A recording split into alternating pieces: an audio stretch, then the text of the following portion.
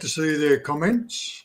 Yeah, I don't know, but I can put the comments up. And we are now live. We're 5 seconds into the live stream, and I will put comments up in answer to your question, Peter, as they come up. A lot of comments that we see may not be suitable to put up. Some of them are great, and I'll select some of the suitable comments. I won't be able to read the comments and continue the discussion. I'll just let you pick up any comments you want me to respond to. Yeah. So, Peter, if you go off your full screen, you probably will see the comments as well, but I'll be bringing some up. So we are now live. We have 9 viewers, and hopefully that will rise a little bit. And for me, it's 11 o'clock. So good morning to you and good afternoon to you both. Peter and John Lander, 2 brothers in Australia. And first of all, John, welcome back. It's great to have you. Thank you. You are back by popular demand. And that's very gratifying. We have Trevor Norman, who says it's 3 a.m. in Blighty. I hope, Trevor, you're on a night shift and not staying. Not staying up to watch this particularly, but that's great. Thank you. Peter, I would like you, first of all, to introduce yourself and tell us why you are here today to support your brother, or to maybe not support your brother. What's the story? Mostly support, I think. I am distressed by what Australia, and I won't talk about any other country, but what Australia is doing to ruin its relationship with China. I spent a very productive 5 years moving freely backwards and forwards from China to Australia, working in both places for the same organisation, pioneering remote desktop office work, IT work.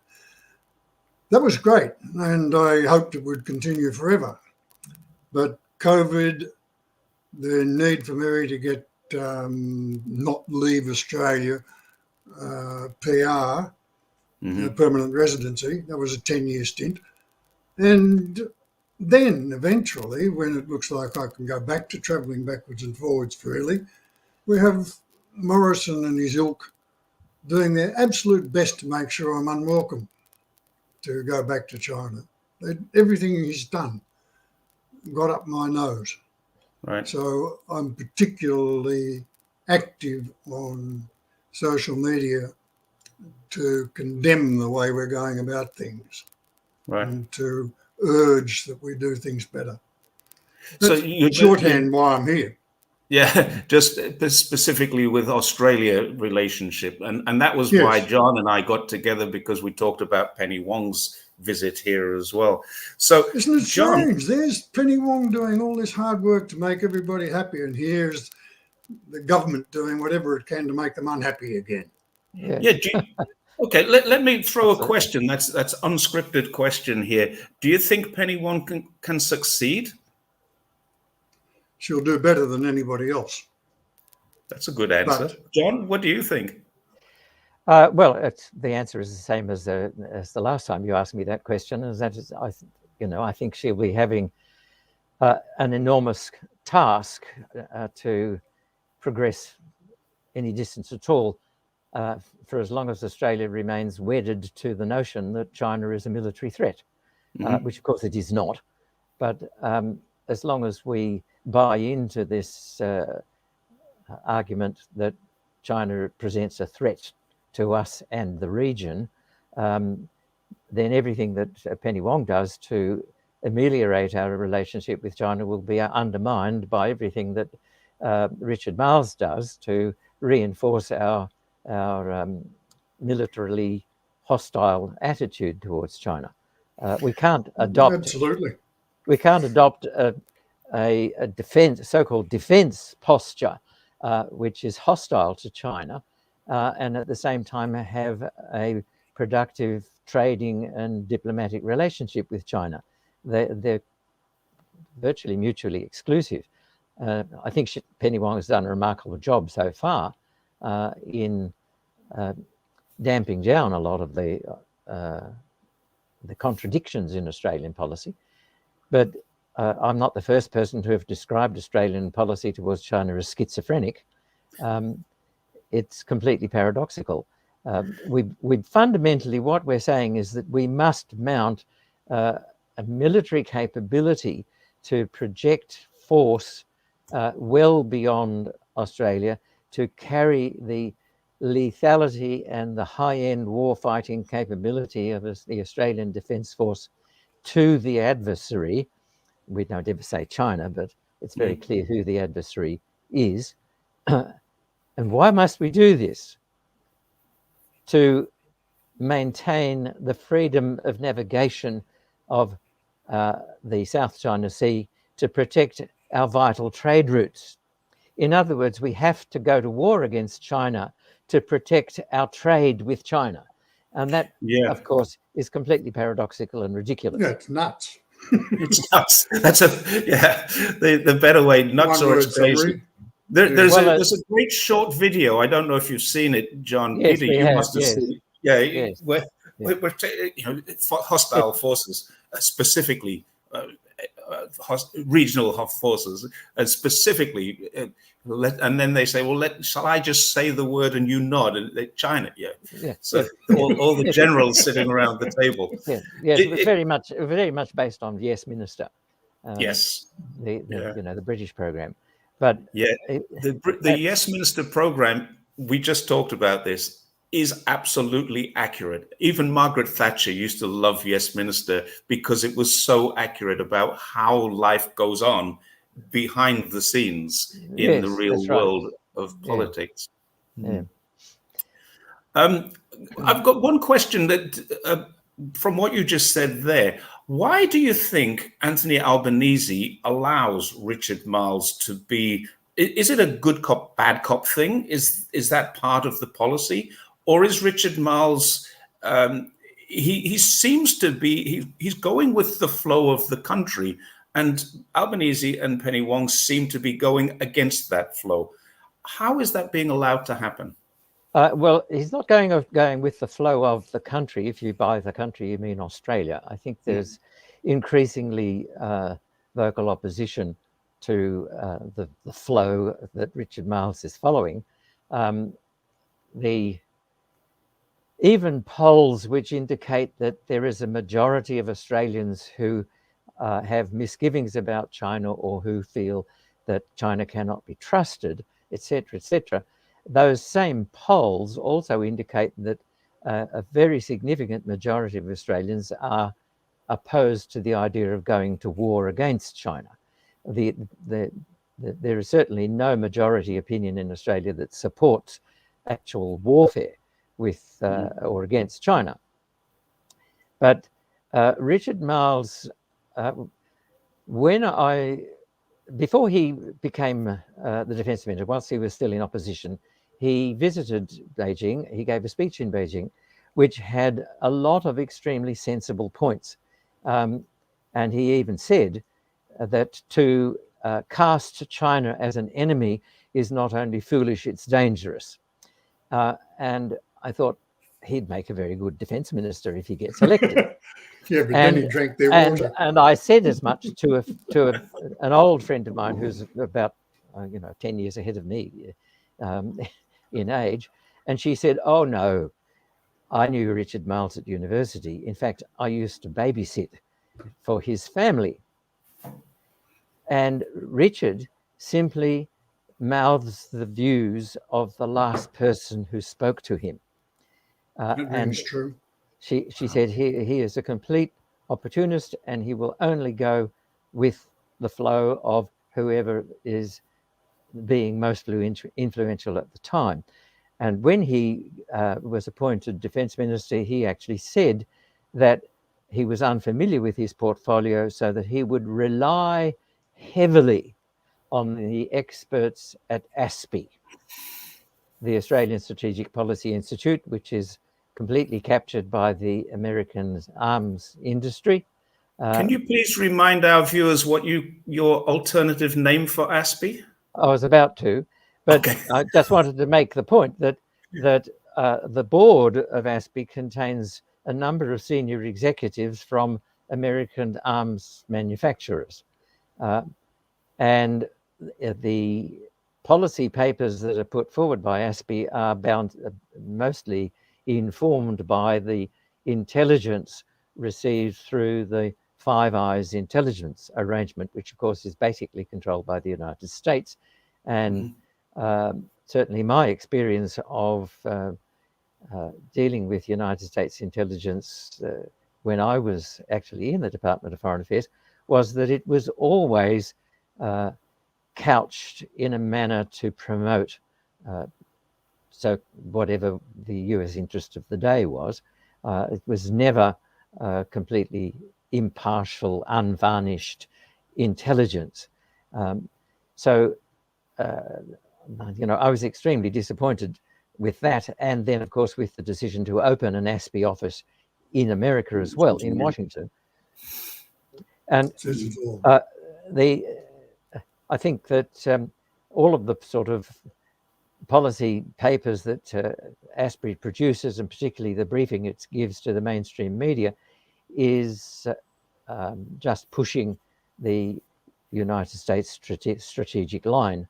And that is why I and a few of my friends refer to ASPI as the American Subversive Propaganda Institute, rather than the Australian Strategic Policy Institute.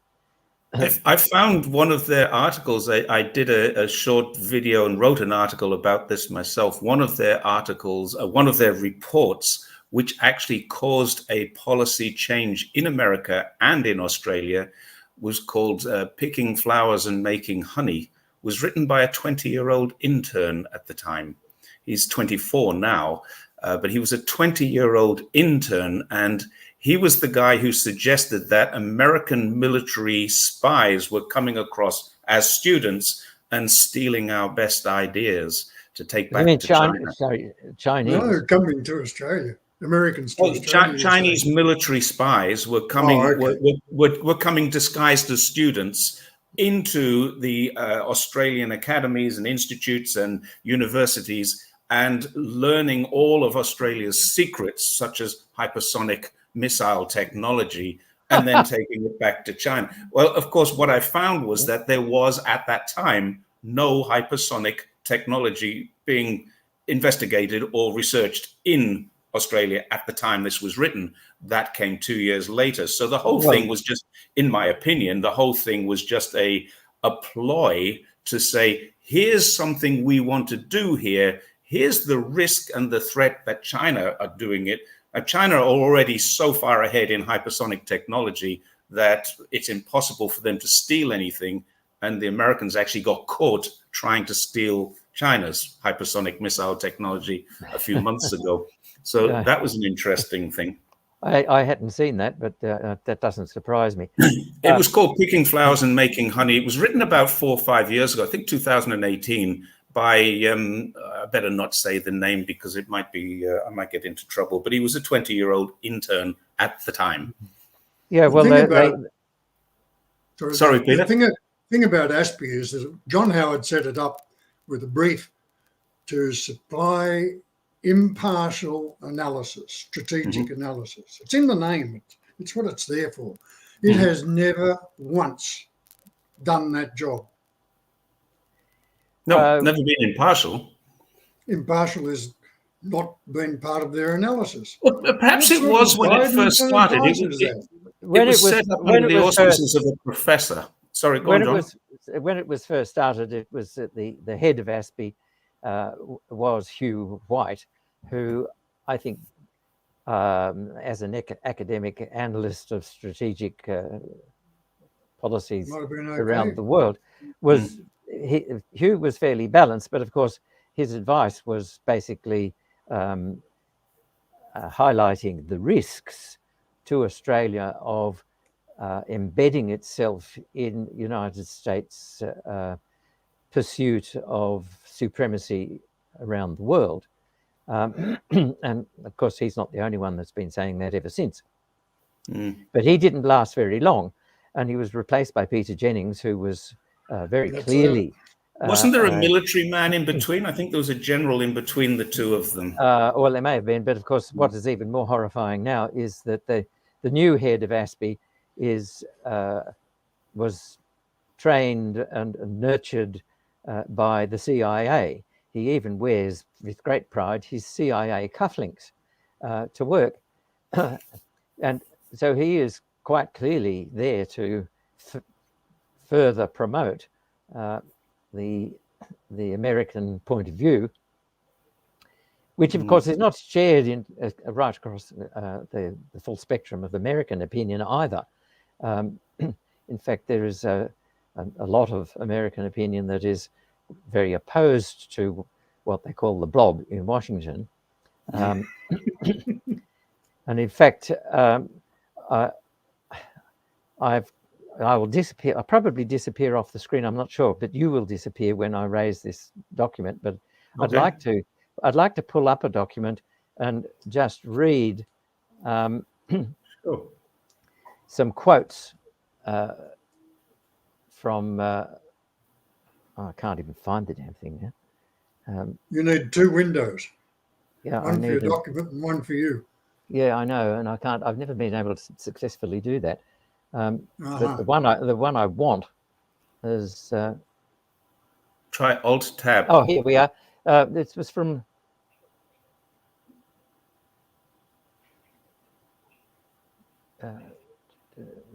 No, I haven't got it. I don't know why it disappeared. But anyway, it was Chris Hedges, and his description of what he called the cabal in Washington, and the way that they rotate round and round between academia, the armaments industry, and the administration, and have basically rotated through those roles under all administrations, whether they were Democratic or Republican, right from the time of George Bush and through Obama and so on, back to Obama's pivot to Asia, the Clinton administration. Can I go back and just ask one question? And this could be a very quick answer. Why does Albanese allow Richard Marles? If, as you say, he's so easy to manipulate, why is Albanese allowing him to be manipulated in a direction that doesn't help Australia? I'll have a go at that one. Okay, good. I think it's, John's probably going to disagree here, but I'm seeing Albanese applying the general rule in all cases, and it's a rule which by and large has given him a great deal of success, and that is you give the task to the minister and you give him his head. It's not just defence that Albanese is letting the minister make the running. It's everywhere. Mm-hmm. He stands back and lets his health, his law, his education ministers do their thing. Yeah. And I think eventually it'll be a bit of undoing of him, because some of them do need some more direction. I'm appalled at what Butler does in health. And you mentioned Miles, we're talking about him in defence, but there are others. And I'm seeing a man who wisely, mostly, stands back and leaves it up to the workers. Yeah, I would agree with that, Peter. I think, and particularly in the case of China, he's remaining pretty stum most of the time, so that he can. It gives him more room for manoeuvre.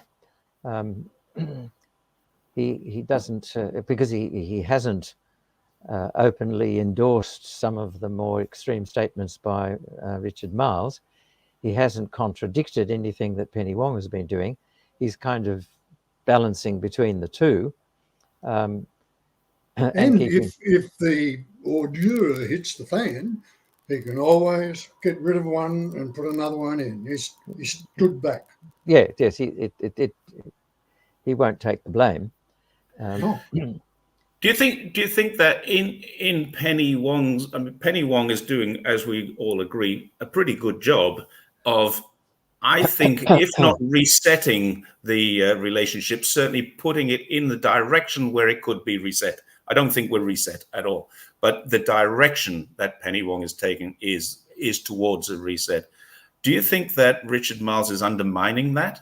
I mean, obviously he is, but in practice, yes. surely the Prime Minister should be saying, we have a direction to take, and then choose which direction he wants to go.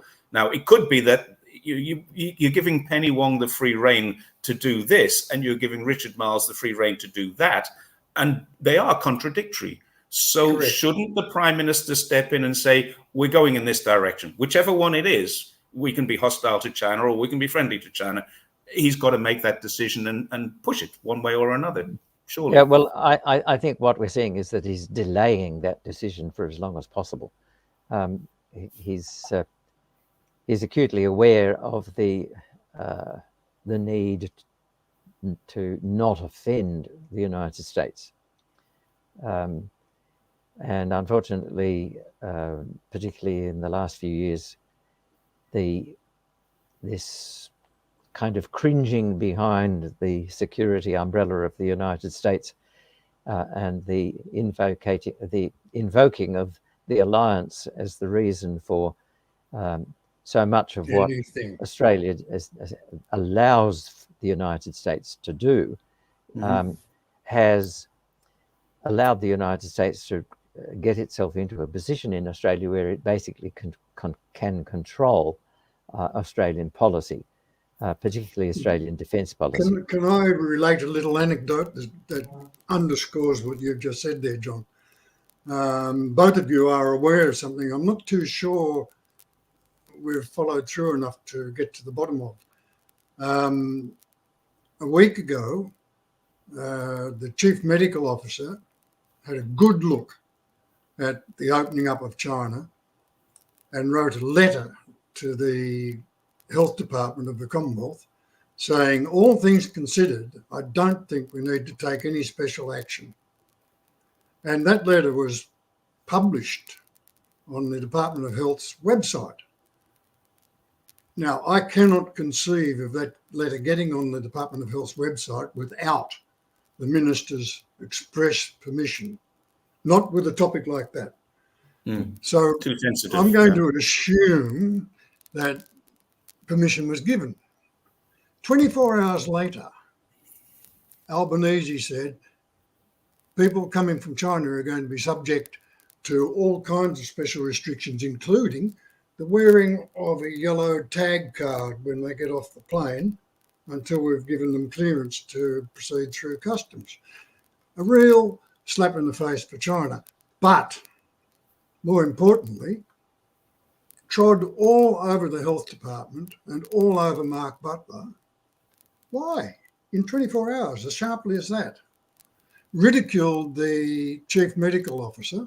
He's totally under the bus. He's been squashed flat. I think it was because he was told to do it. Well, I think it's very obvious. Yeah. The irony of that is that the country upon whom we should be imposing the requirement for a negative rat is America. I mean, they are the source of the latest variant, which has the terrifying name of the Kraken. Yes. And we should be protecting ourselves against the possibility that that is being brought into Australia from America, because it's certainly not being brought into Australia from China. I don't believe it's even arrived in China yet. It has arrived in China. I know it has arrived in Australia. Yeah, just before the opening up on the 8th of January, it was captured in China. Somebody came through the quarantine system, had COVID, and it was the XBB 1.5 variant, which is known as the Kraken or Kraken, and that is now in China. However, it is still, or the last time I heard, it was still isolated. Yes. So we do have it here, and it is there. Whether or not it can come in now, because everyone who comes in gets a test. Sorry, not a test. You must produce a negative test to come to China. For everyone. It doesn't matter where you come from, what your ethnicity is. And some people are saying, well, if China are doing it to us, we'll do it to them. That's not that's childish. That's schoolyard decisions. If you do it to me, I'm going to do it to you. But if you're only doing it to China, then I just made a video about this a few days ago. Surely, if it's only being done to one country, then that's either political or racist. I personally think it's racist rather than political. But the fact is, it shouldn't be. It should be all or none. That's as simple as that. If your policy is that you're not testing people from America, you should definitely not be testing people from China. I've recently started urging that the ACTU starts a legal campaign on operational workplace health and safety basis, that the cabin crew on our airline should not be exposed unnecessarily to this sort of danger. And at baggage check-in time, you do a RAT, and if you're negative, you don't get on the plane. I'm sorry, if you're positive, you don't get on the plane. Simple as that. Applies to everybody. Yes. Well, it should apply universally. The idea. Yeah. I mean, we have it with quarantine with regard to sort of animal and vegetable quarantine coming into Australia. It's that applies universally, and people who potentially are carrying a serious disease should be tested and, if necessary, quarantined upon arrival. We used to do that. That's a very interesting point. We used to do that in the case of tuberculosis for many years. All arrivals in Australia, coming into Australia, were tested for tuberculosis, and if they were found positive for tuberculosis, they were taken to the tuberculosis hospital, which I think was in Sydney, was Prince located. There was a tuberculosis quarantine centre over near the Taronga Park Zoo. Interestingly enough, the North Head one was a general purpose quarantine.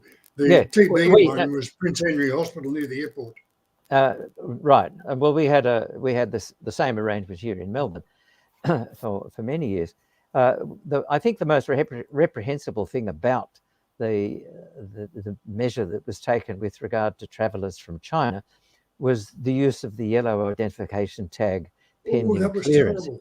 Yeah. I think no one would escape the allusion to the yellow peril from the use of that. I think it's as bad as the inverted pink triangle. There's the other connotation as well, which is the yellow star that was used in Nazi Germany in the late 30s. I haven't heard of that yellow tag being issued in Sydney. I have a friend, Andy Borum, who arrived in Sydney last week, and he said he had to show his test to get on the plane, but he didn't have to show anything to get off the plane. He arrived. He was coming from China. From China. He's based in Shanghai. He was flying from China into Australia. I'm not sure which city, but he flew in on the day of opening from China, a couple of days after, just a few days ago, and he flew from China into Australia without any problems whatsoever. And I think he was with some Chinese people. I mean, obviously on the plane there was Chinese people too, and he didn't report any issues about it. But he was obliged to show his negative test result, which we all have on our phones anyway, before getting on the plane. And I think possibly they are saying, well, the plane is looking after that, so let's not worry. So I think a lot of what's going on is media beef up rather than the real thing. So for Andy getting in, and he's been active in Australia and out having meals and things. I've seen a couple of his posts. So yeah, it is okay. Yes, I'm aware of Andy Borum's posts. He's pretty good, actually. He's very good. He's very, very good. He highlights. But yeah, I think that the stated policy was clearly an anti-Chinese move. The practice is probably going to be more like what you've described, Jerry, and that perhaps the negative aspects, the politically negative aspects of the policy statement will just be allowed to fade away. Yes. But I think Australia would have been far more sensible simply to have said all arrivals from anywhere have to have a negative RAT. But they should have been saying that months ago. Yeah. Not just and because I think all countries should be doing that. I agree. I'm 100%. Everyone, everywhere, test. No problem. I mean, if I were going to fly into the United States, I think it would be perfectly reasonable for them to demand that I present a negative RAT. I don't think they do, but I think it would be sensible for them to do so. And there's a lot of pushback about it on the basis that COVID's already everywhere, so why bother? But variants not all variants everywhere are equal. That's number one. Number two, the government does bugger all to show that they're serious. Let at least do something. But well, COVID is everywhere, all over the world. That doesn't mean that you can afford to catch it. Absolutely not. The have we variants all are had getting it? more lethal. I know, John, that you had it just a couple of weeks ago. Peter, did you get it too? Yes, I had mine. I'm still tired from time to time. Yeah, if I'm likewise. not off to sleep, forgive me. How was your recovery, John? Well, recovery. This was the weird thing. I lost my voice for 24 hours. I wasn't able to go to my regular choir practice because it suddenly went, and I thought, so the next morning I tested myself and it was negative. And later in the afternoon, towards evening, I tested myself again and it was positive. And that was on the 23rd of December. Happy Christmas. On the 24th, yes, thank you, Santa. And on the 24th, I had stingy eyes, watery eyes and runny nose, which lasted for about just one day. I did not have a fever and my temperature remained normal right throughout. I didn't have a headache. I didn't feel sick. And after that first day of a runny nose, I felt absolutely perfectly well. So remaining locked in my bedroom and unable to even move around the apartment, I was in strictest isolation. Just became a bit of a bore, really. Right, yeah. But that was really all it was. And of course, as soon as I didn't test negative until the 2nd of January. So the entire holiday period I spent locked away in my room. Right. And I missed out on all of my Christmas activities, including flying to Sydney to visit, amongst others, my brother Peter, whom we have not seen each other. We have not seen each other in the flesh for some time. I haven't seen any of my family for over 3 years. Yeah. It's really been a tough time. Someone's just put up a question which is going to take us away from this, but I'd like to look at this question and see what your opinions are on it. What is the Australians' view? Because I'm an Australian, but I'm not there. On Wang Li Chang. What? We tried to send him back, and China said, "No, bugger that. You've got him. You keep him." No, but they have changed their opinion on that. I suppose all one can say about the whole episode is it was absolutely farcical. And if the politicians involved, in particular Andrew Hastie, who really seized upon it as evidence of China's nefarious infiltration into Australia and all the rest of it, if he weren't so completely brazen and incapable of embarrassment, he should be hanging his head in shame, because Wang Li Chang was quite clearly a complete charlatan. He was claiming to not only be a spy for China, but was setting up a spy network it came into Australia on a falsified Korean passport. I wasn't aware of that. and I think he is still to be deported back to China, because one of the reasons that was given for the rejection of his appeal was the case put forward by the Chinese authorities to the effect that he was wanted in China on numerous counts of fraud, Yes. particularly in defrauding people of their money. Well, interesting. When China said this at the time, I think this was 60 Minutes report. It was certainly a media report rather than an intelligence community report.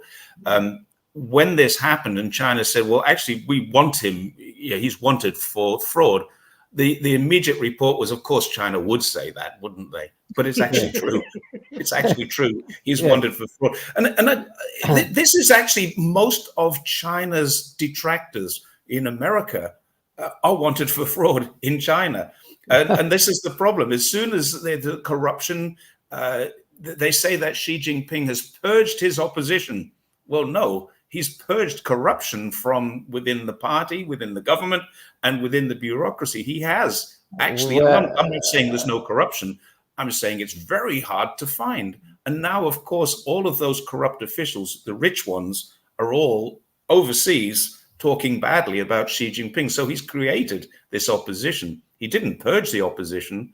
He purged the corruption, which created the opposition. What would you do if you're earning thousands and thousands of US dollars worth of corruption a day or a week or a month, and suddenly that stops? You're going to hate the person who caused it to stop. That's what happened. Yes. So the whole Wang Liqiang thing was an enormous beat up, particularly by 60 Minutes. And I must say I'm gratified that the Australian courts finally accepted the validity of the documentation that the Chinese authorities presented, because it does show that at least we're prepared to respect the rule of law to some extent. That's true, and that at least at the sort of legal level in Australia, we are prepared to acknowledge that Chinese law and the Chinese legal system has validity. I think that's one of the important things that emerged from the whole case, that the validity of the Chinese legal system has been accepted, at least in this instance, and is not being dismissed in the way that it was, as you say, with the 60 Minutes report, which simply said, "Oh, of course, the Chinese would say that." It's the same. Accepts, yeah. It's the same, really, as when we point to, or when anyone points to the fact that Harvard University and others have conducted survey after survey in China and have found that most respondents to their surveys indicate satisfaction with their present government, and indicate their support for the party and the way in which the country is being run. And the response in the West, particularly in America, is, "Oh, well, that's what you would expect. Since they're all so heavily suppressed and controlled, they wouldn't dare say anything else." Yeah, I've made this point on a couple of videos, that these experts who say that the Chinese need protection from this evil CCP, they're asking everybody except Chinese people what they want. And the Chinese people say, "No, we actually like the CCP," or CPC as they're correctly called. But the Western media constantly refer to them as the CCP. Which again is a derogatory term, because it indicates China owns the Communist Party as opposed to the Communist Party of China, which is the People's Party. So it's really interesting that they don't ask Chinese people, but every time they do, they get the same answer. Chinese people. I think, Jerry, on that point, I think one of the things that people don't realize when they talk about the Chinese Communist Party, implying that the Communist Party is entirely Chinese. Instead of calling it the Communist Party of China, which makes it very clear that the Communist Party in China has many people who are not ethnic Han Chinese. Correct. That it has many other ethnicities who are members of the party. And the other thing, of course, which is completely ignored, is that there are many other political parties in China. 8 in the People's Congress, 8 other parties. Yeah. The system in China is not exactly the same as in Australia, where all the different parties can compete for the top job, as it were, for control of the country. But it is a system which does allow many other political parties, as you say, 8 at least in the National People's Congress, to put forward competing views. And this is one. I think this is clearly one reason why it takes so long for Chinese policy or China's policies to be enunciated. Yes. The process of working out a particular policy in China takes many months and sometimes years. And it's all behind the scenes too. It's not debated in Parliament. Well, it's not completely behind the scenes, because the Chinese People's Political Consultative Congress is not the same thing as the National People's Congress, and it is a process of consultation which takes place over many months, and which is given a great deal of publicity in China. Of the deliberations of the People's Political Consultative Congress are viewed and reviewed by the public. They're not done in secret. No. And it is a process of distilling all these competing opinions into a policy which is then presented to the National People's Congress and voted on. So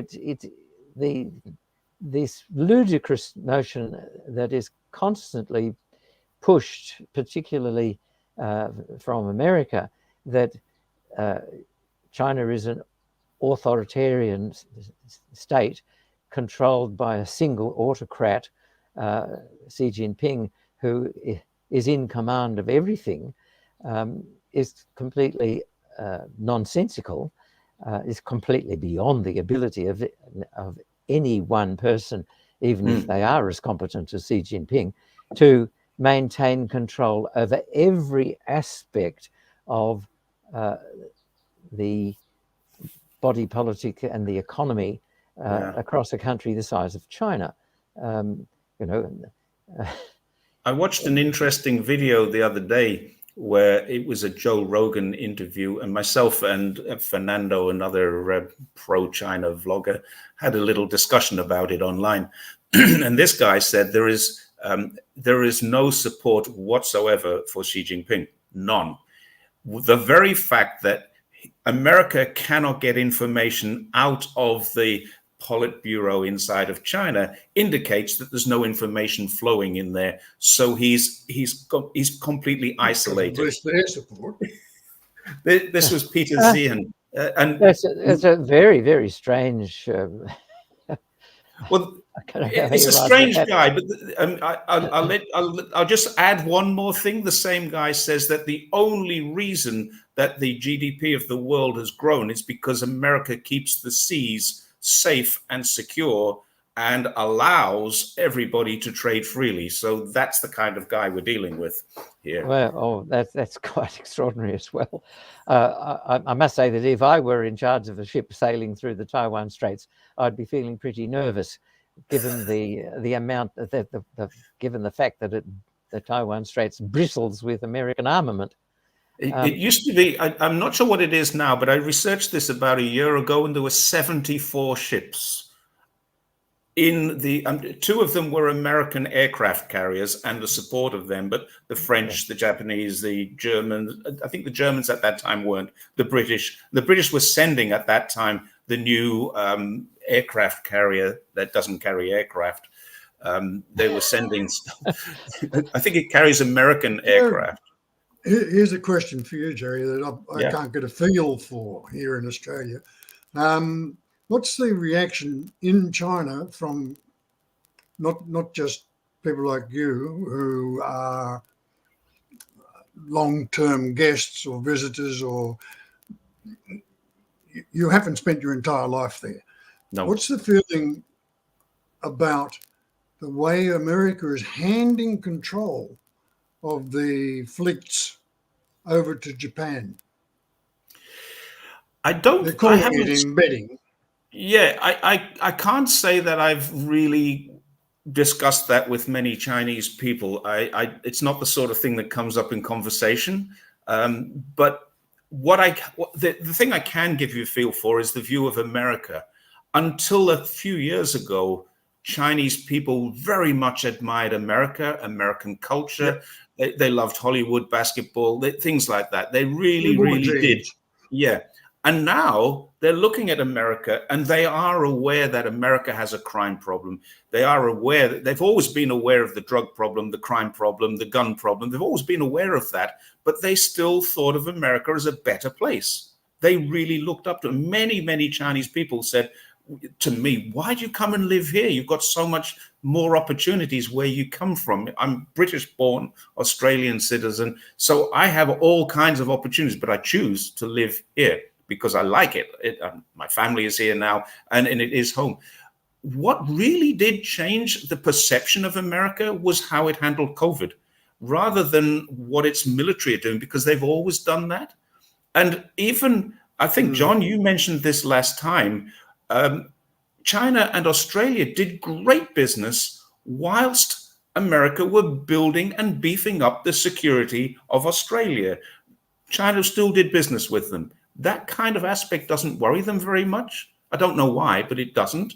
And I think the COVID situation allowing so many people to die by not taking action, and so many individualistic things happening where people said, I refuse to wear a mask. I refuse to get a vaccination. I refuse to not go to a family meal or a family dinner. I refuse to be isolated. Those people caused Chinese people to stop and say, wow, America is not what we thought it was. They did, until very recently, have a very high degree of admiration for America, American society, American people, very much so. But now that has definitely changed. As far as the embedding in Japan, that will probably change things, but it's a little slow coming. I've got a friend who's in Japan right now, and I asked, it's a family, a husband, wife, and a 15-year-old daughter. And they said they've been made very welcome in Japan. They are loving their trip there. They're there right now. And I was WeChatting with them yesterday. They're loving it. And they've been made very welcome. And I'm happy to see that, because it means people to people is still quite good. And I think the same with Australia too, people to people. I was going to say, it's at the people's level, that's very true. And of course, there is a huge dichotomy between the government of Japan and the people of Japan. Yes. And there is, of course, an enormous number of people in Japan who really are very, very uncomfortable with the presence of the United States bases in Japan. I mean, there is a permanent demonstration against the Okinawa bases that's been going on ever since they first opened them. And that protest has been never ending and probably never will end. But this mentioning of Japan brings me to a point that greatly disturbs me, which is the most recent attempts, I think, by Australia at the behest of America, because it occurred immediately after the OSMIN dialogue in America, when Penny Wong and Richard Marles went to the United States to have discussions with Anthony Blinken and Lloyd Austin. Immediately afterwards, they flew to Japan and announced the proposal to fold Japan's defense forces into the AUKUS arrangement to implement the freedom of access agreement to allow Japanese forces to come to Australia to exercise jointly with Australian and United States forces, really tying Japan now into this whole anti-China stance. Yeah, yeah. That carries enormous risks, I think, for Japan, because it really means that were there to be some military conflict, even of a relatively low scale, between Australia and China, it would almost inevitably drag Japan in. And the United States strategy, as I see it, and most of the analysts in Australia that I know or have read, outside of the government itself and outside of the right wing, see the danger of Australia being dragged into a war that America prosecutes against China. Mm-hmm. And I have very strong reasons to believe that the American commitment, which it made very plain when the war in Ukraine was about to start, before the war in Ukraine started, the United States said on the 25th of January at a press briefing at the White House that the United States, in concert with its European allies, will weaken Russia to the point where it can have no influence on the international stage. Once Russia reacted to that and all the many other provocations which had been going on for at least 8 years from 2014, it was immediately characterized as an unprovoked invasion by by Russia into Ukraine. But at the same time, they made it very, very clear that Ukraine was the United States proxy in its conflict with Russia. Yeah, yeah. The Adam Schiff, the US congressman, when the bill for supporting Ukraine was reaching something like 66 billion, said it's money well spent. We support the Ukrainian people in their fight against Russia so that we can fight them over there and we don't have to fight them over here in America. Nancy Pelosi, when she visited Ukraine, made it very plain that the Ukraine's battle against Russia was the United States war. She said, your war is our war, and we are in it for as long as it takes, meaning that they will keep supporting, that is, feeding the war in Ukraine. Our weapons, your bodies. And the funny thing is, it's not donations. It's been said many times that the United States will fight Russia to the last Ukrainian. Yes.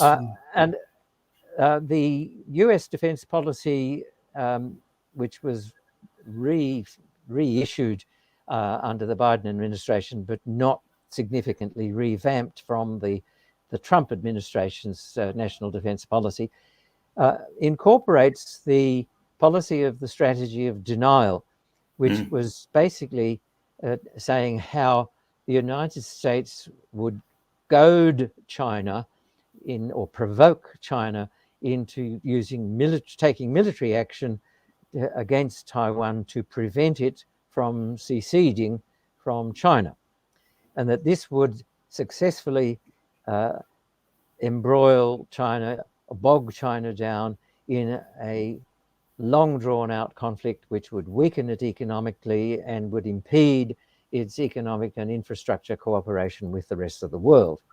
And that the United States' role in this would be to keep feeding the Taiwanese military with enough capability to hold Beijing at bay, not necessarily to defeat Beijing, that is not the aim, not necessarily to prevent Beijing from eventually taking over completely taking over Taiwan.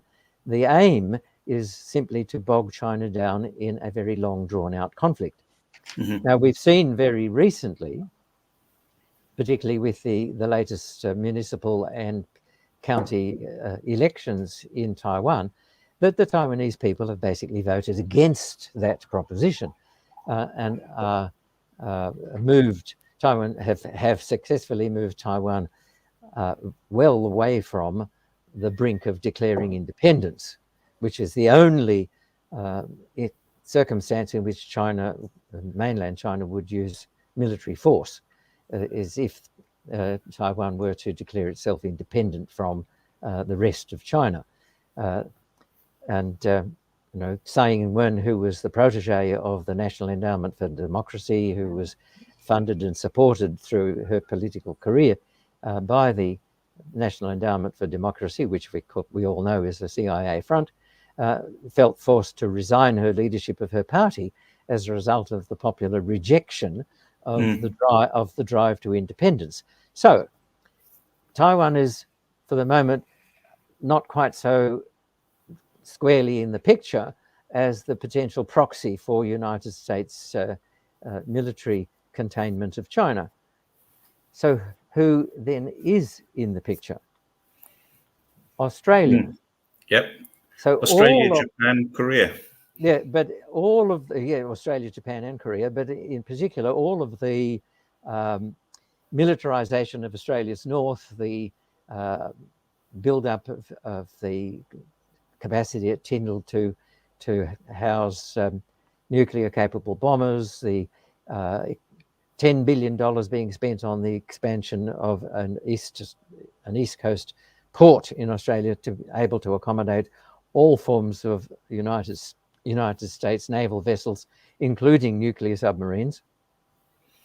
The building of a massively huge fuel dump in Darwin, the existence of Pine Gap, which has been enormously expanded and upgraded and is the key command and control center for all of the United States operations in the Western Pacific, or what they like to call the Indo-Pacific.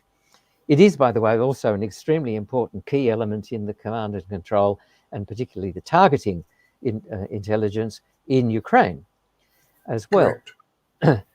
So all of this is currently seen as United States creating a base for the projection of United States power into the Indo-Pacific. And in fact, Kurt Campbell, the national strategic, he's known as the Asia guru for the Biden administration. Kurt Campbell described Australia as being the United States' most important base for the projection of US power into the Indo-Pacific. And yes, so you left one item out of that, Northwest Cape. Well, that as well. No Northwest Cape, you've got no nuclear submarines. Well, we will have when they've spent $10 billion on expanding the one in the port. But they're no good to you if you can't communicate with them, and that is Northwest Cape. Well, I think you'll find it's also Pine Gap.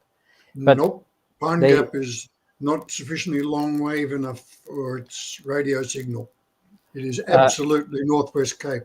Yeah, well, all of those elements are still being portrayed as the creation of a massive American military base in Australia. Who invited them here? We did. Isn't this all a little? No, but hang on. No, I want to finish this point because the force posture agreement that Australia entered into with the United States in 2014 actually gives the United States unfettered access and complete control of every facility that they either build or contribute to in Australia.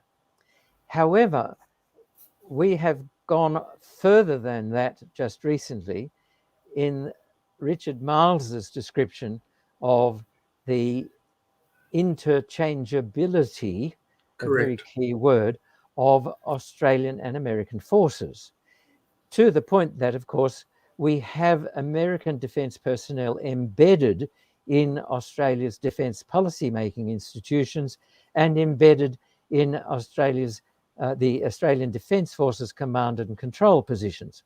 But if American forces are interchangeable with Australian forces, it means that all of this new and extended lethality can be simply badged as Australian because it's interchangeable. So an Australian warship with perhaps an American commander on board or under the control of the US Pacific Command gets into exchange of fire with Chinese defensive forces in the South China Sea, and Australia becomes or finds itself at war with China. Do you think that's an if or a when? And this can be characterized by the United States as, oh, Australia is at war with China, despite the fact that the United States is running or would be running Australia's war against China in the same way that the United States runs Ukraine's war against Russia. But it can wipe its hands and say, oh, we're not involved, so there's no need for... We're just helping. We're just helping Australia to defend itself. And that's the formula that uses constantly in the case of Taiwan. Also, that the United States must provide Taiwan and indeed Australia with all the means possible for it to defend itself. So I think we would, if there were to be a war, we would find that Australia was defending itself in its war against China, and the United States was standing on the sidelines cheering us on. So, great question here. Why? What's the purpose of Australia? Why are they doing it? Why don't Australia push back and say, we're not going to do this? It's a very good question to which I really do not have an answer. I think it's Australia has forgotten where it came from. We used to be very strongly independent. During World War II, we were not amused by the Americans' presence in Brisbane and told them so. Yes, but we were not. We were our own people. Yeah, we're not anymore. To a limited extent, Peter, but we were never completely independent. You were more British in the Second World War. In Second World War, we were completely British. We only went into the Second World War because Britain was at war with Germany. In fact, that was the justification that our Prime Minister gave. He said, "It is my melancholy duty to inform you that Britain has declared war, and as a consequence, Australia is at war with Germany." And I love the way you can just pull these quotes from your head from something that happened 70 years ago. But Jacinta, I am certain the erosion of strong personal I am Australian nature is the biggest single cause. We have become toadies. Yeah. I am, we are Australia. Yeah. I remember there was a contest ad, wasn't it? There was that song, but gone quiet. I wanted to. I just dug up the quote. Okay. In July 1971, I was in the department, and we were sort of getting ready to recognise China if Whitlam were elected. And we wrote a policy planning paper basically in the light of the fact that we had suddenly been made aware of the secret Kissinger visits to China, which had been going on for about a year before we became aware of them. And really, one of the effects of that was to accelerate our moves towards recognising China. And we said in that paper, that paper recognised the political disadvantage resulting from the manner in which the United States conducts its global policies. And it argued that the American alliance in a changing power balance will mean less to us than it has in the past. And it went on. If anything, this argument has been strengthened by recent United States actions and America's failure to consult us on issues of primary importance to Australia. Accordingly, we shall need now more than ever to formulate independent policies based on Australia's national interests and those of our near neighbours. That was an opinion. That was a policy opinion that was put forward to the government back in 1971. It's as true. It is true. It is as true today. It's more true today than it was in the 1970s. The most recent example, of course, was America not consulting Australia on a matter of prime importance to Australia, was the precipitate withdrawal from Afghanistan, which again caught us completely flat-footed because we were not consulted. And Biden's response was, "Oh, America acts only in its own interests." And surprise, surprise. And our present predicament, I think, is due largely to a failure of successive Australian governments to take to heart the analysis that we gave them back in 1971.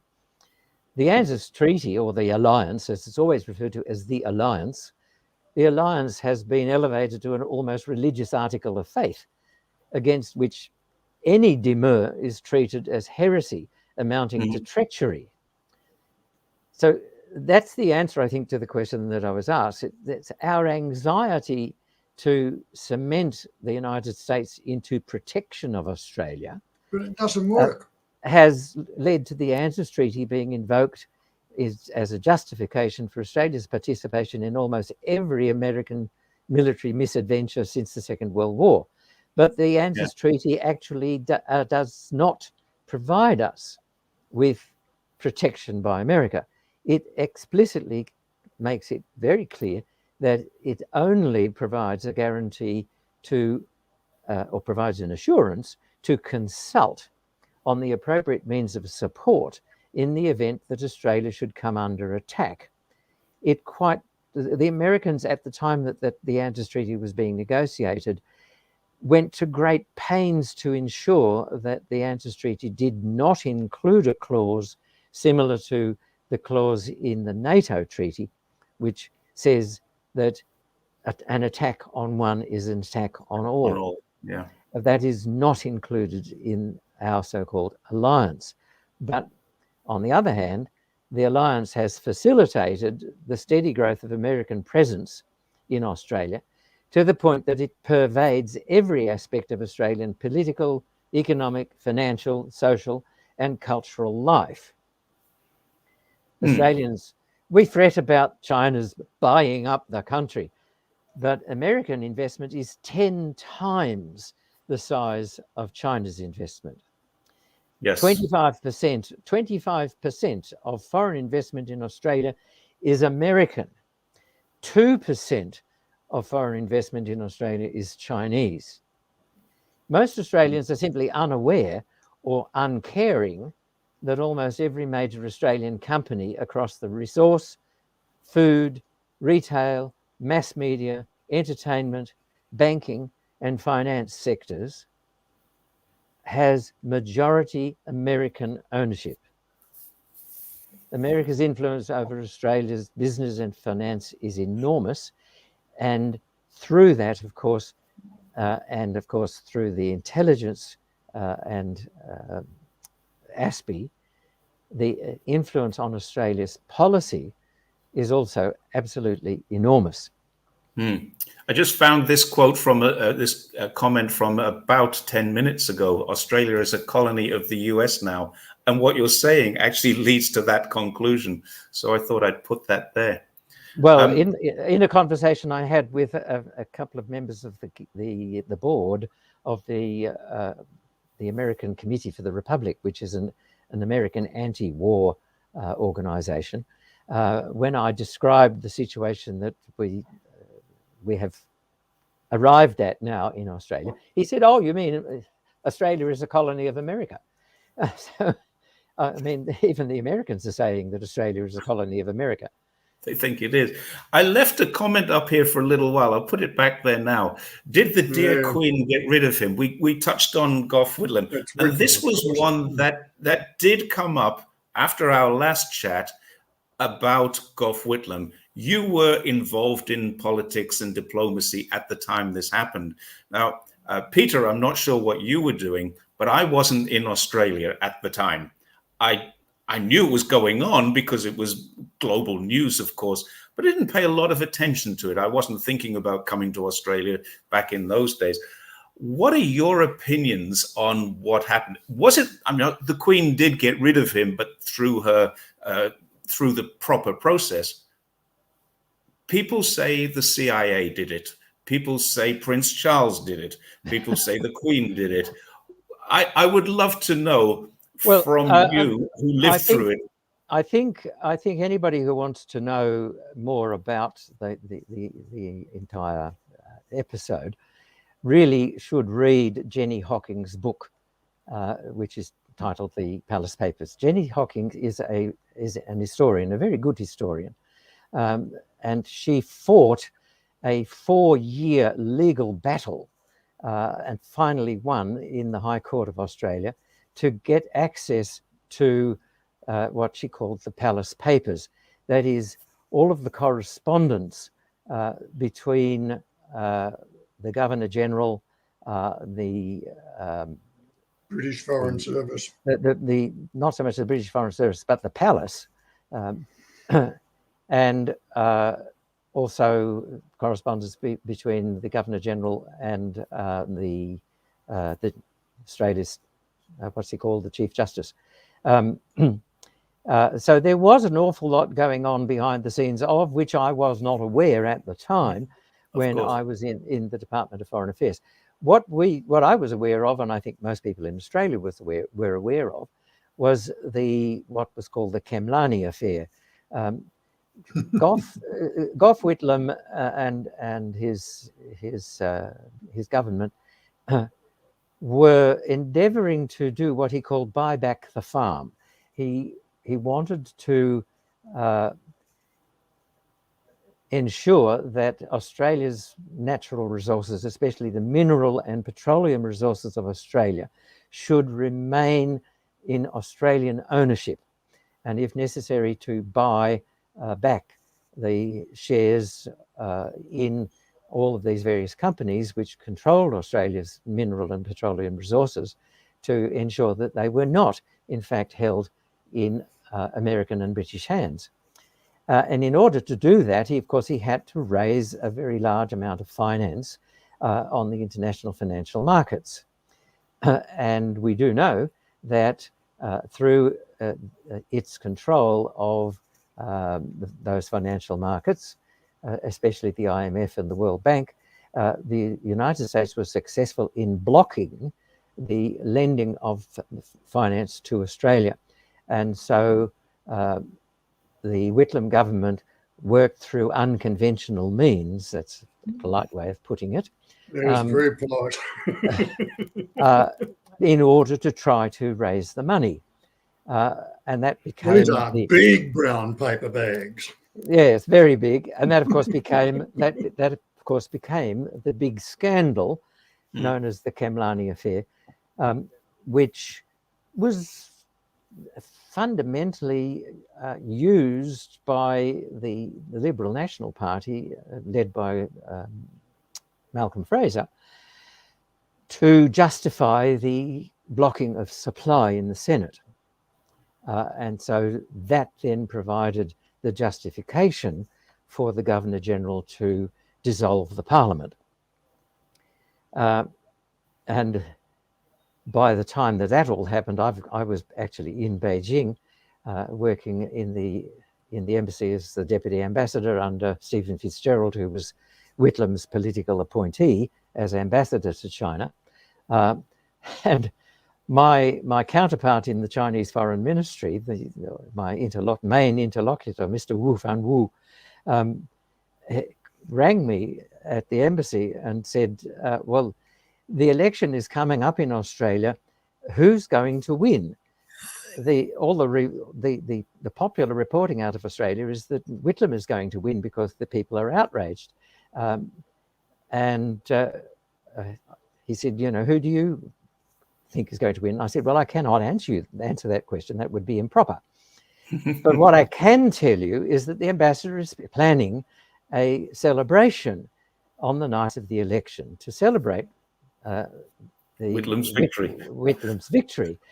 And I am taking leave and going to Hong Kong so that I will not be there for that occasion. Oh, I see. So, even from the distance of being in Beijing, I was getting a very different feel for what was happening politically in Australia. I think the general Australian electorate was, I think, bamboozled by the whole Kemlani affair and the blocking of supply and all the rest of it. And that meant other factors came into play. Yeah, but there, I think it is quite clear that Marshall Green's appointment as ambassador to Australia at the time was specifically in order for him to do whatever he could to counteract the Whitlam government's push to basically nationalise Australian mineral and petroleum resources. And there is no doubt, and I think the Palace Papers book reveals that there was a considerable amount of correspondence going between the American ambassador, the Governor General, and from the Governor General to the Palace in London and back again, all with a view to finding some way of removing the Whitlam government. It is interesting also, I think, to note that when Fraser came in, he pursued a policy of friendly cooperation with China, principally because the United States was doing exactly the same thing at that time. The United States decision to pursue or to exploit the opportunities of cheap labour and large market in China enabled Australia to do basically the same thing. And when the United States more recently reached this point in this current century, in around about, I suppose, about 2008, that the United States began to realise that they were reaching a point where they would not be able to compete with China economically in the world. And that resulted in the 2011 announcement by Obama of the pivot to Asia, of the United States' determination to increase its so-called contribution to the security and stability of the Indo-Pacific, which of course has done exactly the opposite. But all of this, it's all with the benefit of hindsight. With hindsight, you have 20/20 vision. We can see now what was going on, which I certainly could not see at the time, although I did have some inkling of it. And as I was saying, I think Malcolm Fraser, interestingly enough, by the time he had retired from politics, he then wrote a book called Our Dangerous Allies, which basically accepted the policy position that we had presented back in 1971, that Australia should rely far less and embed itself far less into United States interests in our part of the world and try to pursue a more independent line. Well, Fraser came to that conclusion far too late for him to be able to do anything about it. And of course, since his demise, Australia has simply gone on pursuing the same line of, as Morrison put it, of being in lockstep with America. I think there's another little bit that could be added there. During the time, and I remember it very well, my view and John's view were not opposed to each other, but they're quite different experiences. I became strongly opposed to Whitlam because he was too accepting of Indonesia's atrocities in East Timor. Mm-hmm. A friend Yes, of mine from university days was one of the 5 journalists killed there, and this didn't endear me to Whitlam. So this is totally non-geopolitical. It's a more Personal. local thing, but it has got a geopolitical flavour to it that we keep forgetting that Australia's foreign relationships also need to include Indonesia as one of the biggest and nearest. Yes, well, and of course, well, my first comment, Peter, on your view, yes, that the personal emotional view is very understandable, but of course, Whitlam was taking what might be called a realpolitik view or a geostrategic view, that Australia could not afford to place itself in a position of outright enmity and conflict with Indonesia. It's Correct. far too close to Australia, and it's so much bigger than Australia. Even then, it was bigger than Australia, and of course now it is a great deal more prosperous and is economically and militarily a great deal more stronger than it was then. And of course, Paul Keating recognised that, and which is why he established the military cooperation with Indonesia. We used to have Indonesian force personnel training at the Australian Defence College. We used to have Indonesian Defence Forces conducting joint exercises with Australian Defence Forces in Australia. Cementing a collaborative defence partnership with Indonesia makes far more sense in terms of Australia's security than anything that we're currently doing. We're still actually in the defence policy side of things, as distinct from the diplomatic side, we're still pursuing a policy of basic hostility towards China. Indonesia has not joined us in that. And in fact, nobody in Southeast Asia, or indeed the Pacific, in fact, you could say virtually no one within our immediate region, the immediate neighbours that we were referring to in 1971, none of them have indicated any support for Australia's hostile approach to China. Except Japan. That Japan is not our immediate neighbour. True. That's the point. In fact, there's so immediate that we've got to say, excuse me, as we go from Australia to China.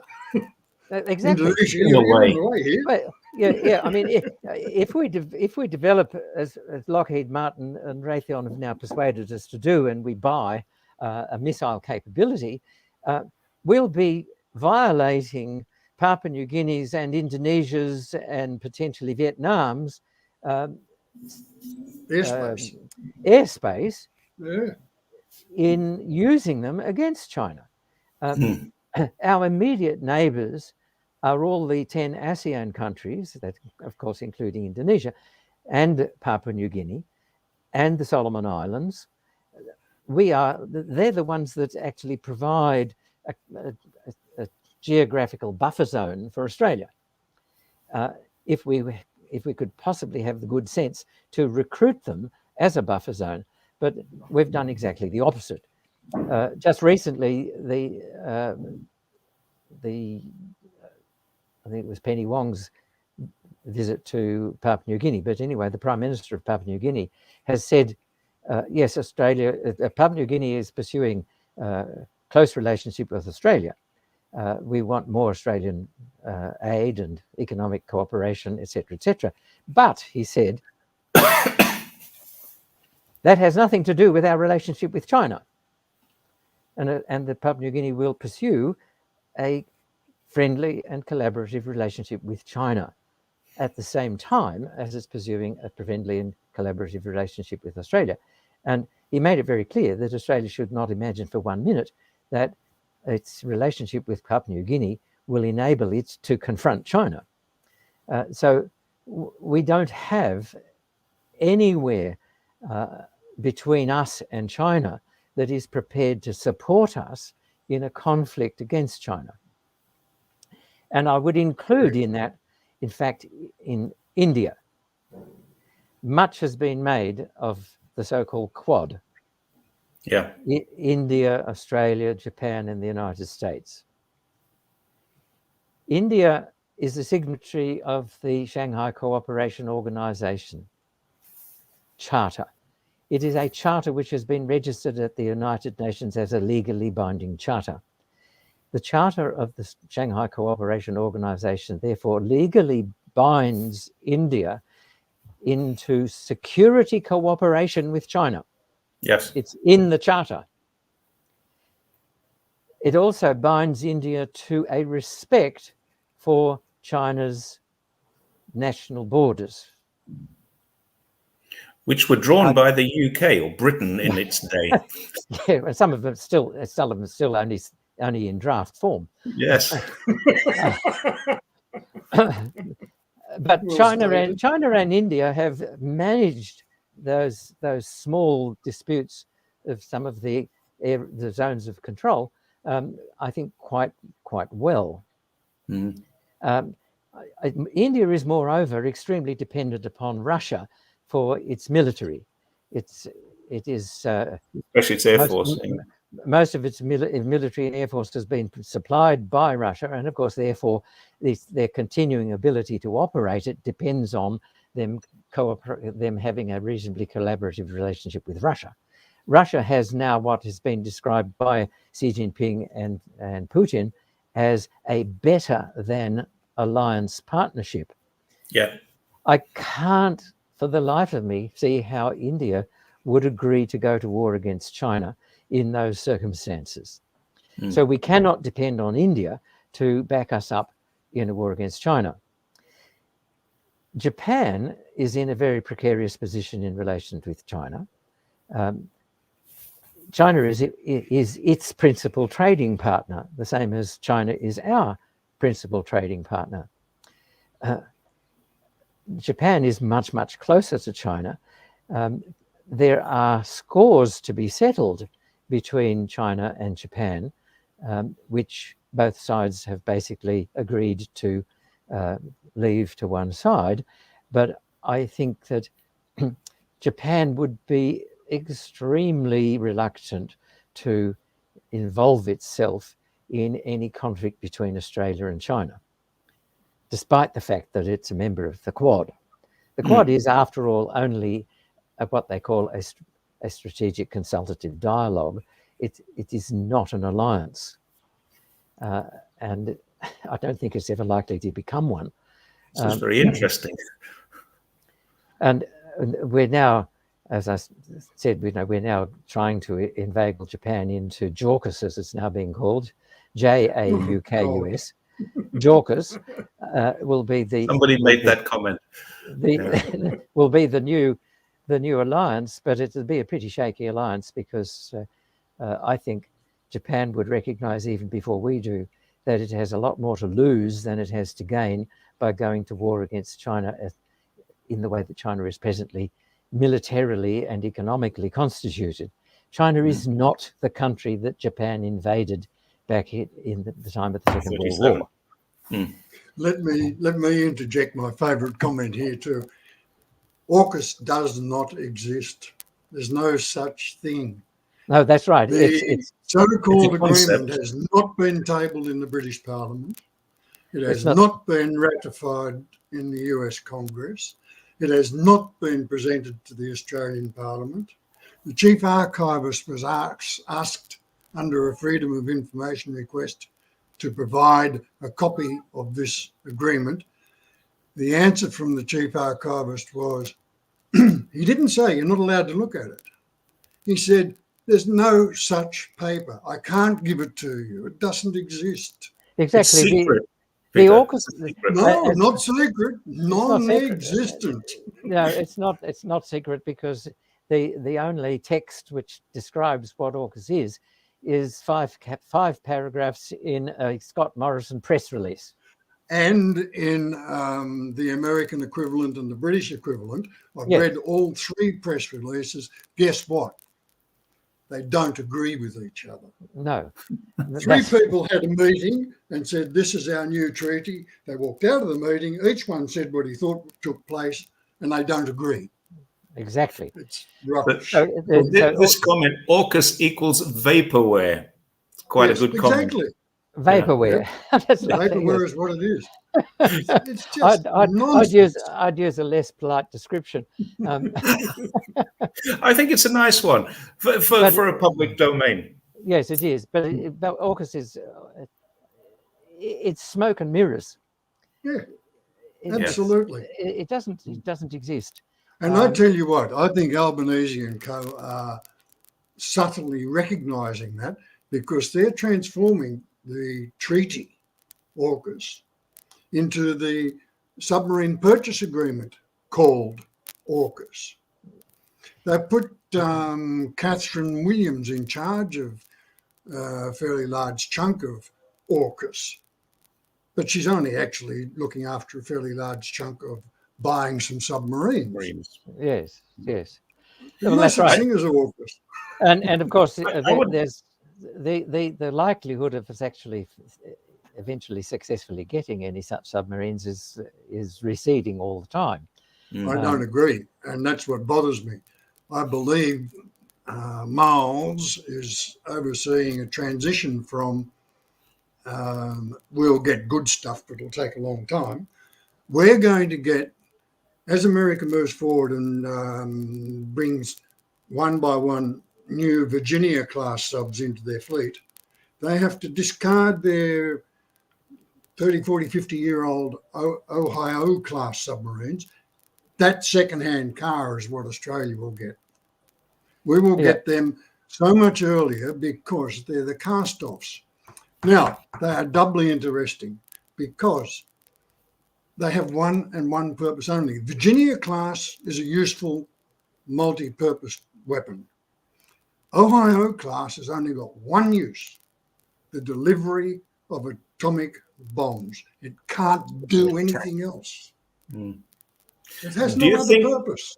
Do you think these second-hand submarines will come with a reconditioned engine? No, they will still use fissile uranium. The French subs, the fuel was not fissile.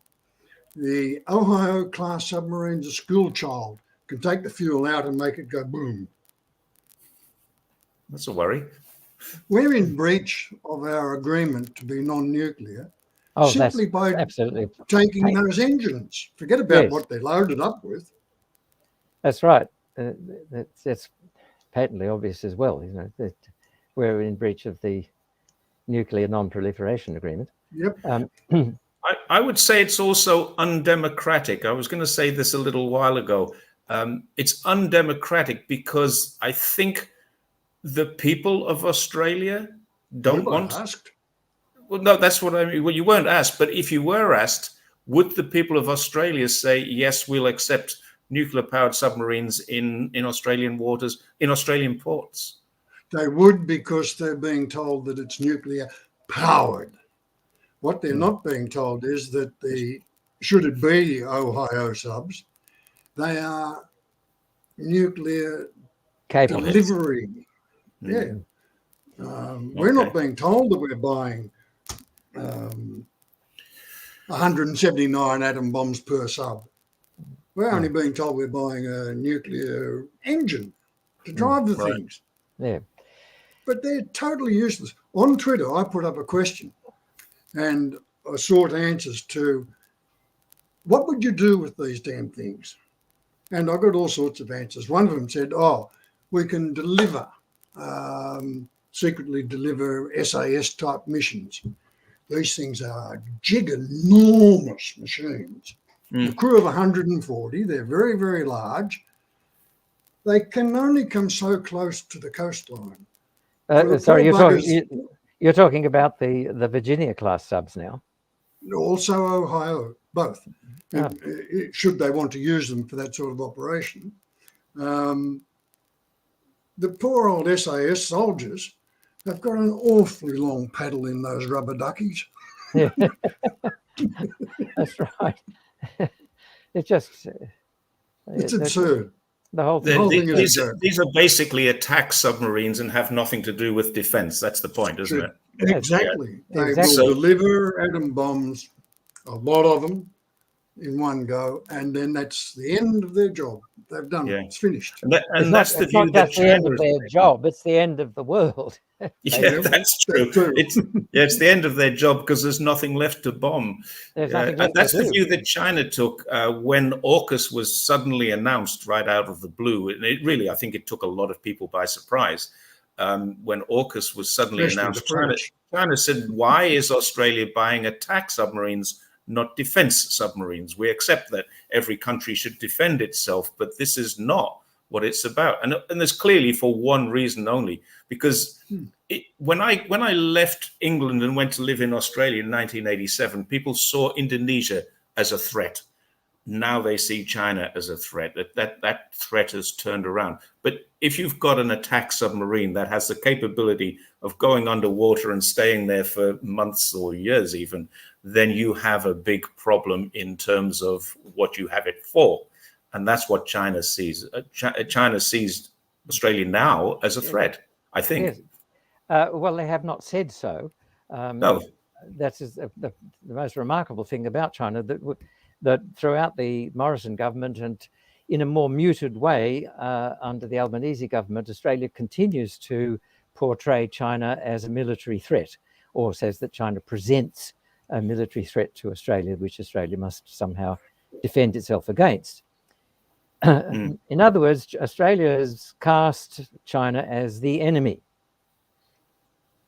China has not, in any policy pronouncement that I've seen, and I don't think it has in any policy pronouncement, full stop, ever stated that it sees Australia as China's enemy.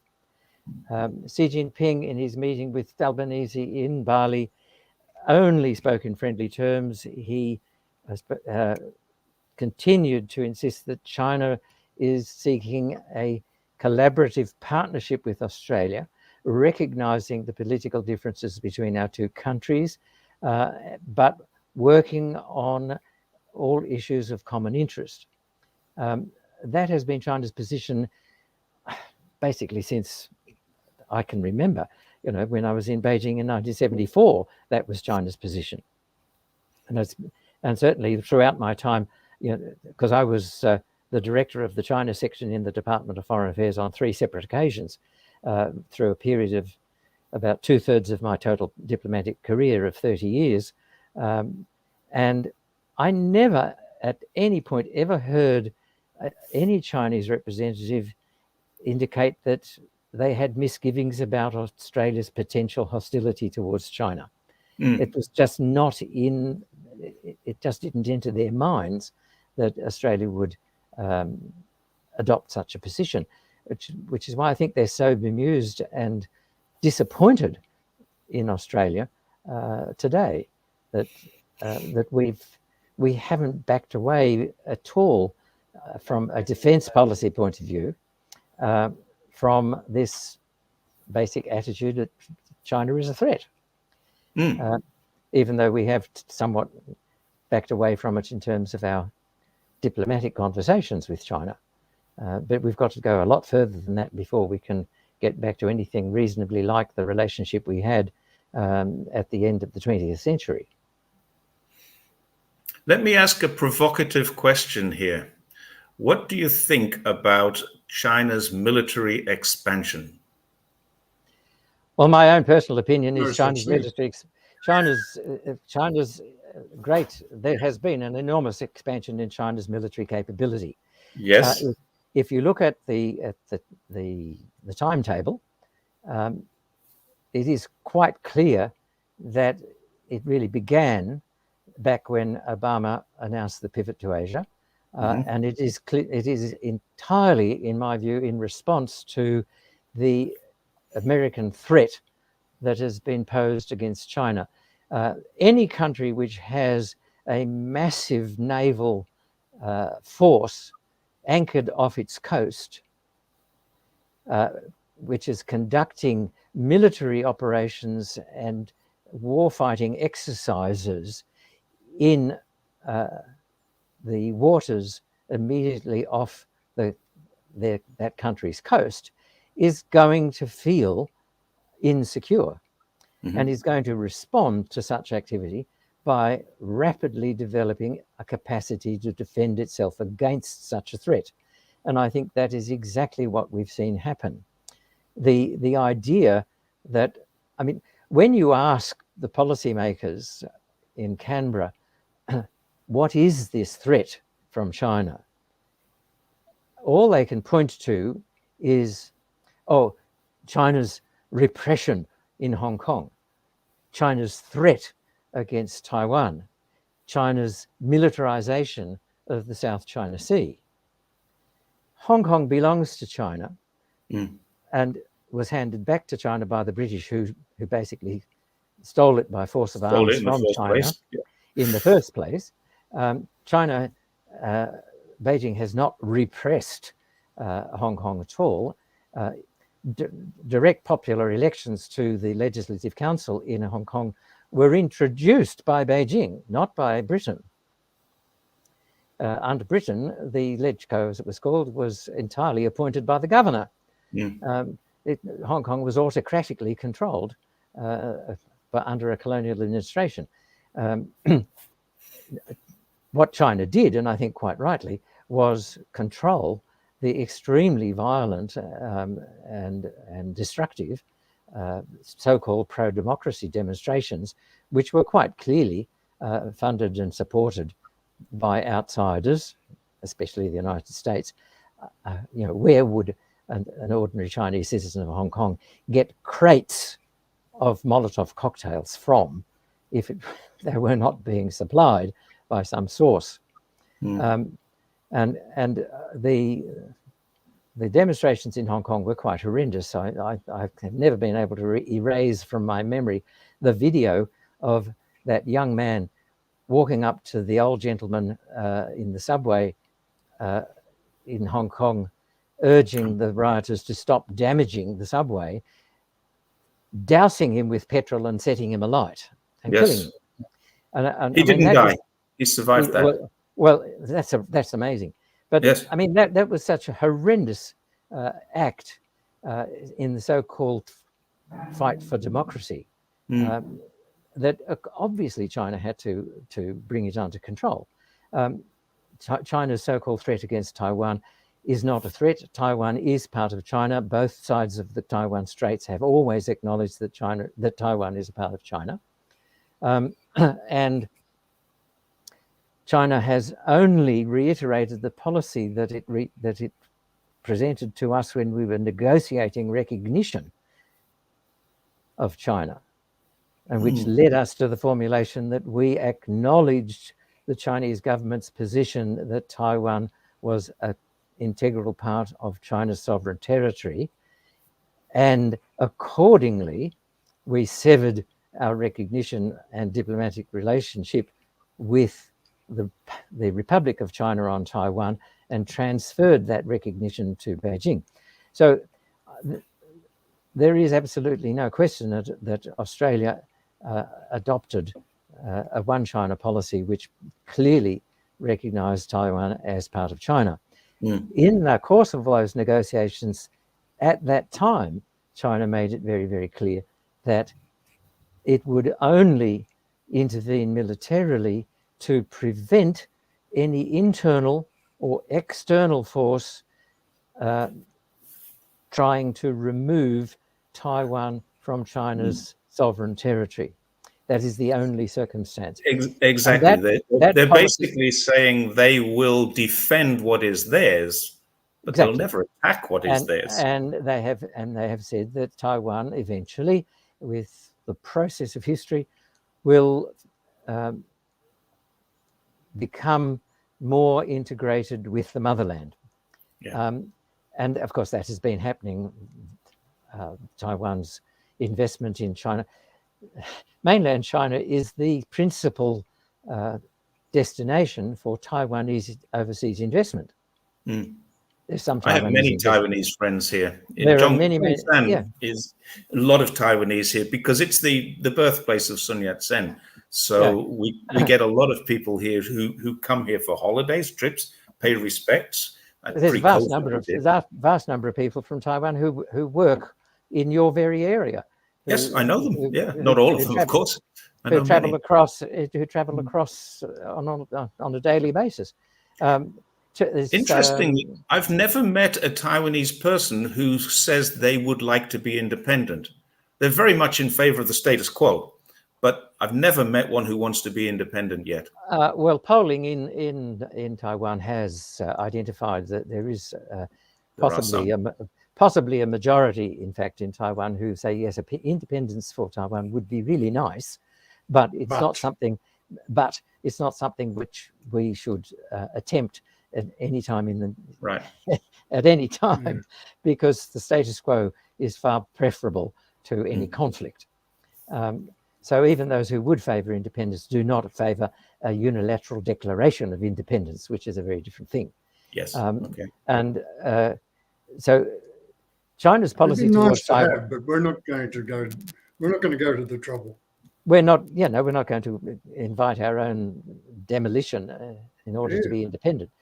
And so China's policy towards Taiwan hasn't changed basically since the cessation of hostilities in the Civil War. And the reiteration by Xi Jinping that China seeks a peaceful reunification, but does not renounce the possible use of force under that one important circumstance, is portrayed as a threat, which it isn't. China's militarizations of islands in the South China Sea is comparable to the militarization of islands in the Spratlys and the Paracels by Vietnam, Malaysia, Indonesia, the Philippines. Brunei, I think, has actually. It's got a very strange shaped claim, hasn't it? But it has a base. It has a base in the South China Sea, as does the Philippines, and even Taiwan itself has a military base in the South China Sea, and also lays the same claims as China to the same. No, island. It doesn't. No, it doesn't. It lays claim to a much larger swathe of the South China Sea than the PRC does. It's much larger, but that's not the point. The point is that all of these competing claimants have reached an agreement to disagree. Yes, and have basically. When Wang Yi visited the ASEAN countries in 2021, at the end of 2021. And the comprehensive strategic partnership between ASEAN and China was upgraded. They all said that, yes, they had reached an agreement to not allow the competing claims in the South China Sea to interfere with the development of their relations in all other fields. So that again brings me back to my point. How on earth can we expect the ASEAN countries to support us in a war against China?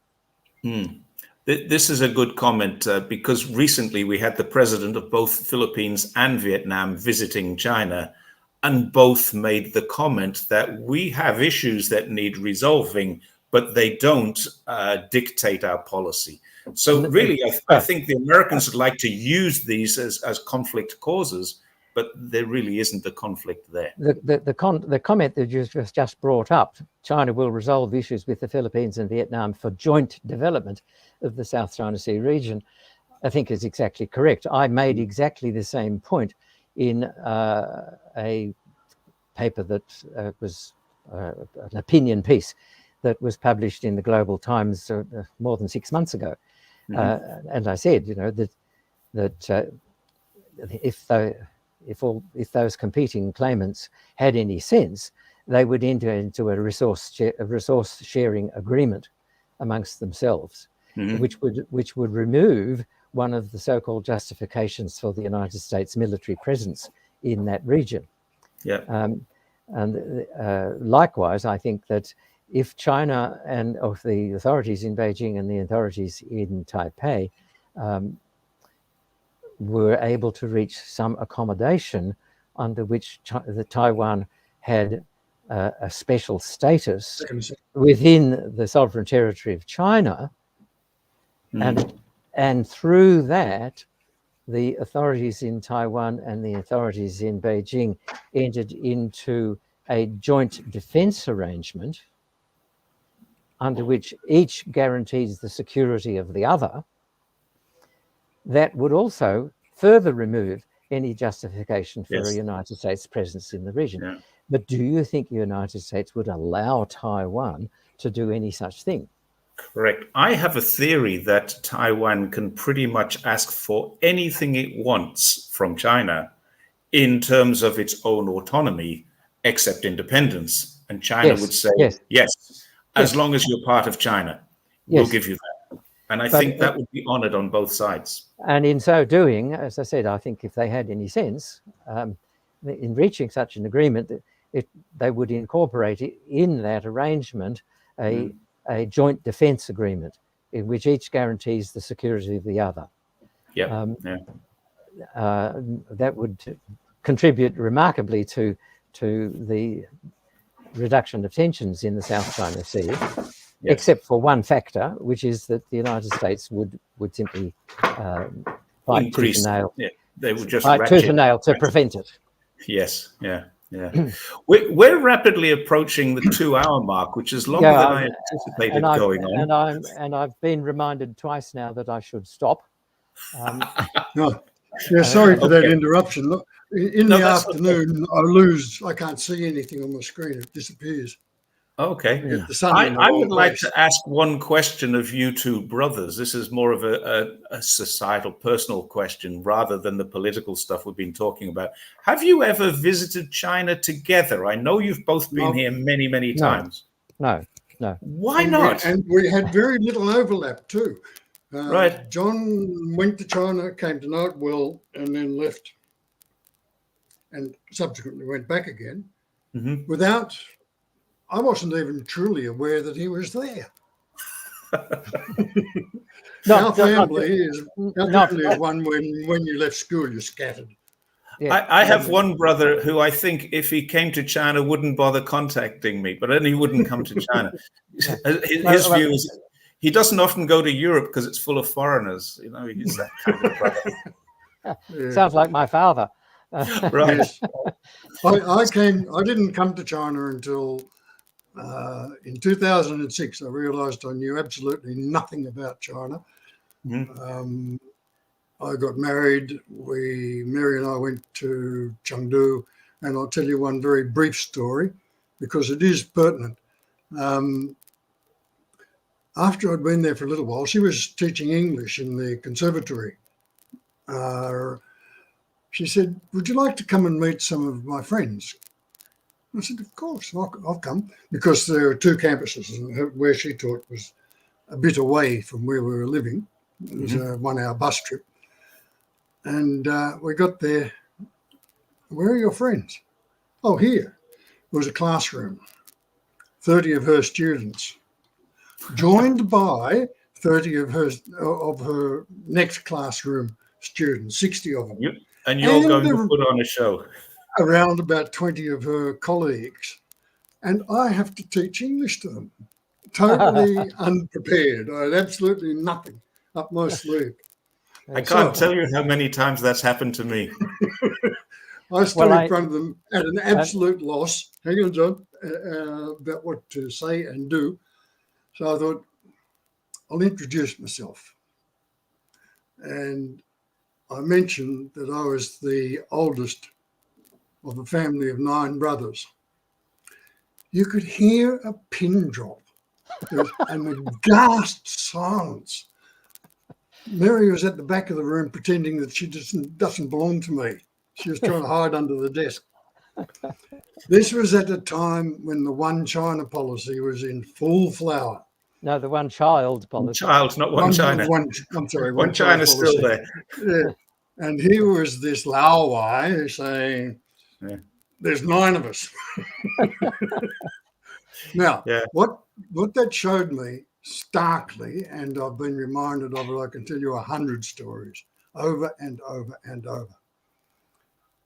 China's civilization is subtle.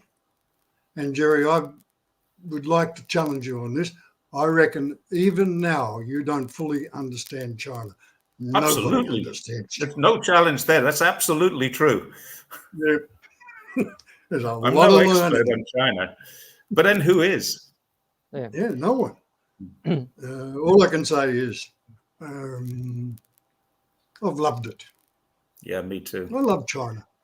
Well, I'm the same. I mean, as Peter said, when I was in China, he was totally unaware, really, that I was there within my diplomatic capacity. I think even when I was in charge of relations with China, I don't think Peter was really aware of what I was doing. No, Right. didn't have a clue. And then, of course, when Peter visited China, I was not aware that he was in fact visiting China. And when I resumed in about the year 2000, making regular visits to China after a long gap, I basically had ceased having anything to do with foreign policy in 1996. And I didn't go back to China until I think the year 2000, 2001. But since then, I've been making regular visits until COVID. Yep. And this brings me to something we talked about before, Jerry, was the enormous transformation of China from what I experienced in 1974 till 1976 in the last 2 years of the Cultural Revolution, when the only Chinese people you could speak to were those who were authorized to speak to you, and if they did, they only mouthed the cliches from the Little Red Book.